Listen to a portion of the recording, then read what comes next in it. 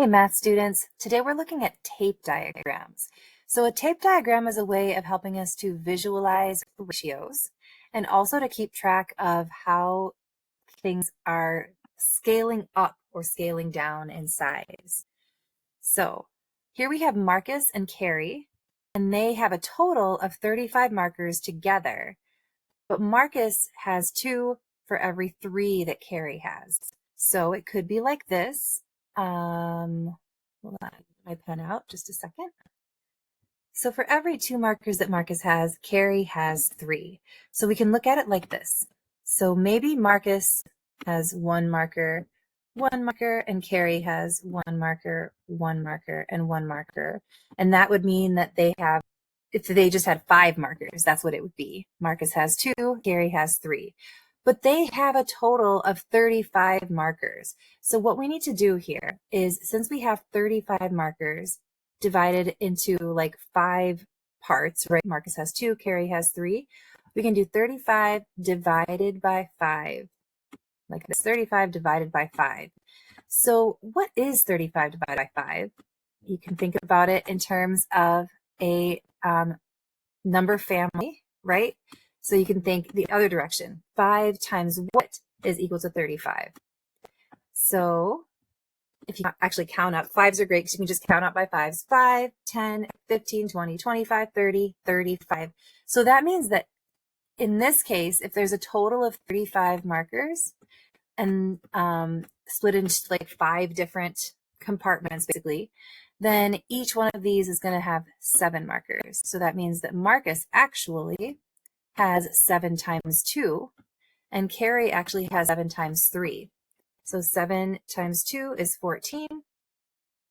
7 times 3 is 21. And you can see that 14 plus 21 add up to 35. So that's how that works. So for this one, if there are 14 campers on the trip, then how many are represented by each section of tape? Okay, so here we have this camping trip. There's 14 campers on the trip, and I see that those 14 campers are split 14 campers on the trip. And here I see that this is 14 total campers. Of those, there's 4 that have never camped for every 3 that have camped. So if we know that there's 14 campers, then what we can do is we're looking at 4 plus 3 equals 7. So this is like 14 divided by 7 to get, or to find out like how many of the 14 actually have never camped and how many have camped. So 14, so you can think about this with number families. 7 times what equals 14? 7 times 2 equals 14. So we can do 2. So that means that like every single one of these is a 2. The big idea here is that we're using our division skills a lot for this. We're thinking of this original amount, 14, and we're dividing it between 7 squares here. And then we're thinking about like, so then it has to be an even amount in each one of those squares. So it's like 2 for every single one. So this is like 2 times 4. So there's going to be 8 campers of the 14 that have never camped. And there's going to be 2 times 3. So we're going to have 6 campers that have camped before. And 8 plus 6 is equal to 14. So you can see this is a way of like taking this ratio of 4 to 3,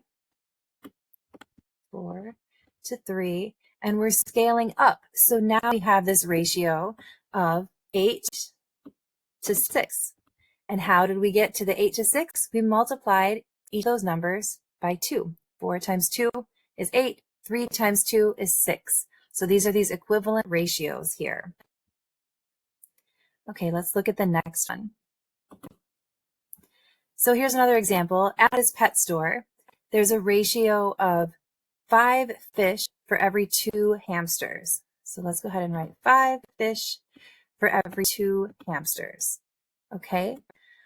But it's not that there's only 5 fish in the store or only 2 hamsters. There's a total of 18 hamsters that we know about. So what we need to know is how many fish are there total in the store. So here we have 18 hamsters. But we know that the hamsters are only like they're like 2 compared to 5. For every 2 hamsters, there's 5 fish. So the first thing we need to know here is if we take 18 and we divide it into 2 boxes, into 2 parts, then how many hamsters are there? That means that there are 9 hamsters in each box here. Yep, 18 divided by 2 is 9. So if we're splitting that 18 evenly between 2 boxes, then it's 9 and 9. And that means that if we have this ratio of 2 to 5, then that means that there's 9 fish in each one of these boxes. This is a way of visualizing how we can scale up with ratios. Okay, so then the next step we can find out is how many total animals are there at the store. Well, first of all, how many fish are there? So we know that there's 18 hamsters. And then we have 9 times 1, 2, 3, 4, 5. So 9 times 5 is 45. So we have a ratio of 45 fish for every 18 hamsters. So 5 fish for every 2, but we can scale that up and do 45 to 18. And you can tell that these are equivalent fractions because you can multiply them by the same number. So like 5 times 9 is 45. 2 times 9 is 18. So that's how you can tell that these are equivalent ratios. 5 to 2 is equivalent to 45 and 18. Okay?